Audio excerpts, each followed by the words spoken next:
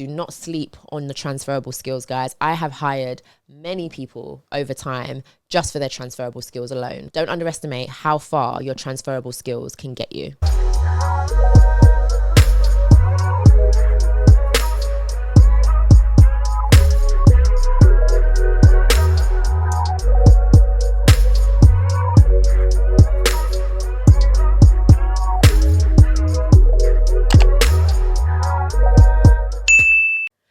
Hey guys, welcome back to my channel. My name's Shay and I make career, lifestyle and financial well-being content. If you're new to my channel, welcome to the family. So in today's video, I wanted to talk about how you can get into financial crime and compliance roles without any experience. I get a lot of questions on this. A lot of people reach out to me saying, I really want to get into financial crime. I really want to get into fraud prevention. I really want to get into compliance, but I have no idea where to start. I don't know how to get into it. I'm struggling to break into the industry without any experience. So if you fall into those categories, this video is for you. The first tip I would give is if you are really struggling to find a role without any experience and you're constantly being told by companies that you need experience and you're just really struggling to get your foot in the door, what I would recommend is to ensure that whatever company you go into or whatever job you go into next, or maybe it might be a job that you're already at, ensure that they have a financial crime and compliance function. Now, the reason I say this is because if they already have an existing financial crime and compliance function, then it's probably likely that you'll be able to sideways move, potentially. I mean, it's never a guarantee. At least you have more opportunity to be able to sidestep in the company that you're in. Because what you can do is you can arrange regular shadowing sessions with the team to really understand what they do, how they do things. You can ensure that in the one-to-ones with your manager that you've already put together a personal development plan to be able to transition into the financial crime or compliance function. And spending time with the team and seeing what they do day to day means that you will already start to expose yourself to what the day-to-day operations look like, what the skills are that are required to be able to succeed in that role, what sort of experience that you need. And you can sort of take that and almost try to build that into either your existing role to gain those transferable skills, or spend enough time with that department that if an interview did come up or if a job did come up, you'd be able to really demonstrate that you had the skills, the required skills and the required knowledge to be able to really thrive in that role. So I would say if you are really, really struggling, that would be my first port of call. So for example, when I sort of knew that I wanted to go into fraud or financial crime and I was really struggling to break into it, I made sure that I was working for an organization that had the capacity or had the option of me being exposed to some sort of fraud or financial crime related work, because then I could then leverage that in my interviews to really demonstrate my knowledge on the topic. So that would be my first tip. My next tip, which is slightly related to the last tip, is to make sure that when you are applying for these jobs and you're submitting your CV and you're filling out these applications, that you are really tailoring your transferable skills to the job effectively enough. Now, you often hear people say that when you're applying for a role, tailor your CV. And sometimes I think that we can really take that for granted, because a lot of the time people are just looking for those keywords, the key roles and responsibilities that are suited to the role that they are trying to hire for. So for example, if a job says they want somebody that has good attention to detail, let's just say, you want to make sure that you demonstrate in your CV that you are someone that has a good attention to detail and be able to articulate that well within the roles and responsibilities under whichever job it is that you feel that you were able to demonstrate that you had good attention to detail.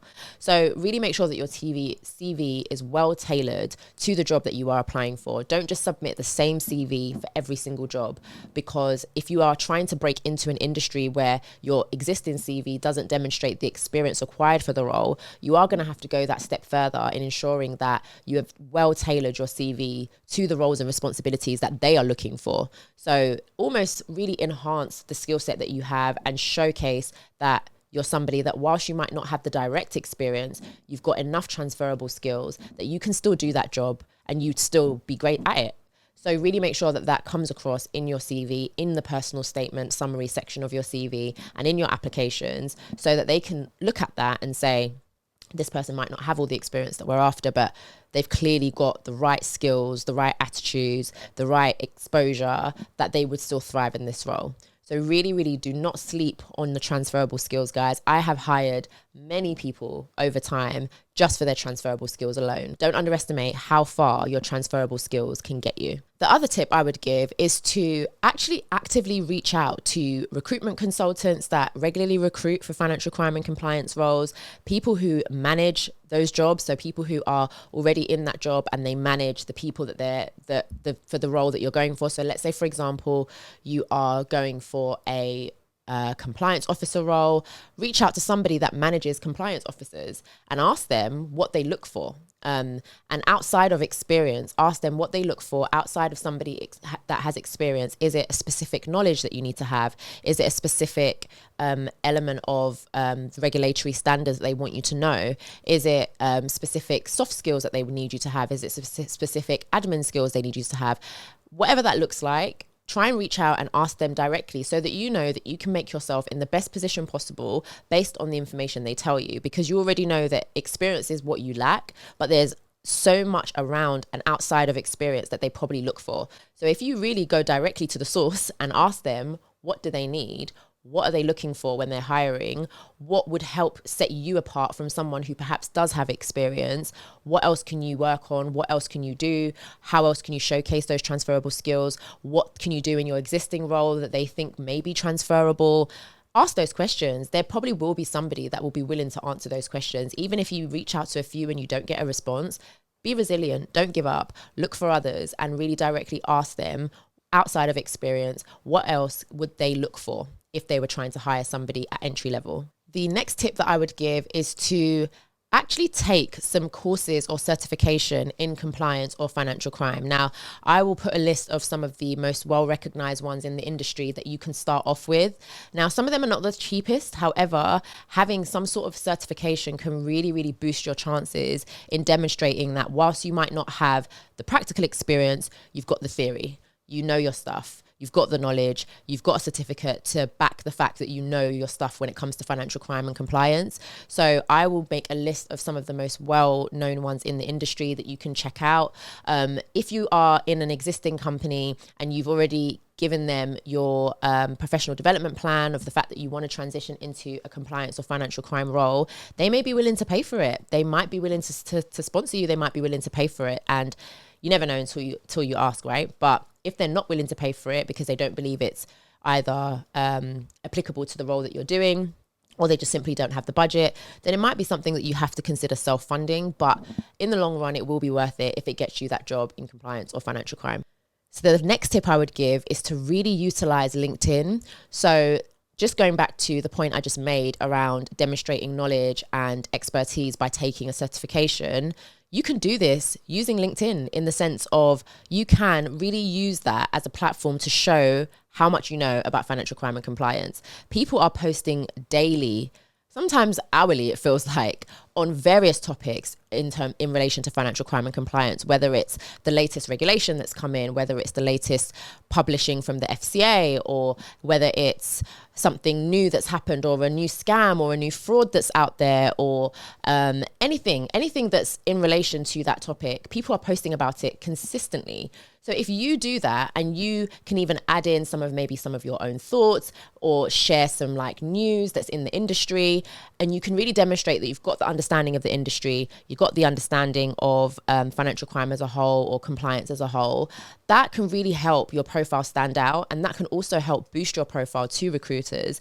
who might look at that and think, okay, this person might not necessarily have the experience, but they seem to know their stuff. And employers as well can see your profile and might also have the same thought. So I would say don't sleep on LinkedIn. Really use that as a strong networking tool and to really showcase your knowledge, because the reality is, if you want to get into compliance and financial crime, my assumption would be that you've done enough research about the topic, you've done enough research about the industry, and you understand the practicalities of those roles. You just haven't had the opportunity to actually do them. So therefore, why not use LinkedIn as a way to show that you can do this, you can do those jobs by giving out that industry best practice, maybe sharing some tips, maybe writing some commentary on some of the latest fraud trends, some of the latest scam trends, maybe talk about some of the most recent high risk cases of money laundering that you've come across, anything to really show that you really do understand the topic well,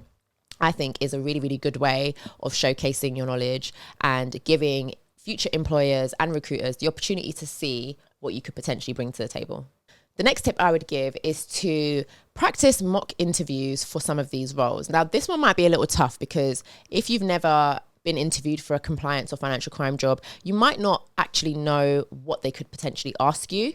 But where I would probably start is having a look at the job descriptions that are out there and really ask yourself if you are able to display some of the competencies that they're asking for, and have some examples almost ready to go to be able to showcase that you have the transferable skills, you've got the right level of competencies, and you're able to really exceed the roles and responsibilities of these roles. You can get somebody who maybe already is in the industry, or maybe somebody that you trust enough to do a mock interview with you and ask you some questions and see how you get on. I am soon going to be offering that as a component of my career coaching services, and people can do mock interviews with me for financial crime and for financial crime roles more specifically.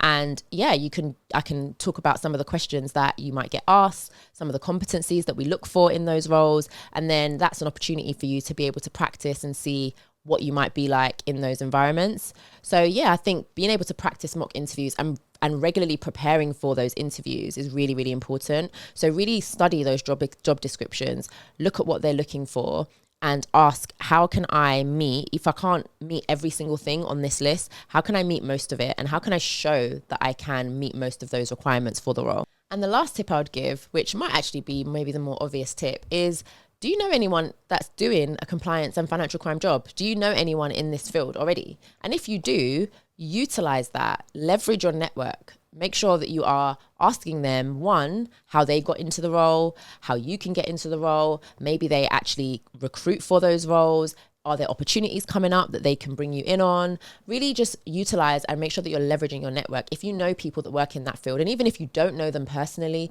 reach out, really utilize the power of networking and ask them what they're looking for, what they need, or how, if opportunities come up, if they can bear you in mind, and get them to tell you what it is they're looking for. So I kind of gave this tip earlier, but I don't think that people utilize their networks enough. Because sometimes you might think that somebody that you already know that's in that field probably can't really tell you anything more than you already know. But I think sometimes those are the best places to start. Go and ask the people who are already doing the job how they did it, how are they finding it, how did they get into it, and if there's opportunities, they might be able to bring you in on it. And even people who might not necessarily be in financial crime and compliance roles, but they're working in companies that have those functions, they often have referral schemes within companies where people can refer you and you're almost guaranteed an interview that way. Utilize your networks, guys. Really do your research. Find out who works where, who can help you, who can potentially bring you in, or at least get you to an interview stage. And make sure that you're really, really leveraging that, because I think that some people are really sleeping on their networks, and you'll be surprised how far just a simple somebody passing on your CV to someone internally can get you. So yeah, guys, those are all my tips for now. If you enjoyed this video, please give it a thumbs up. Please comment below if there's anything more that you would want to know, and stay tuned for my next video.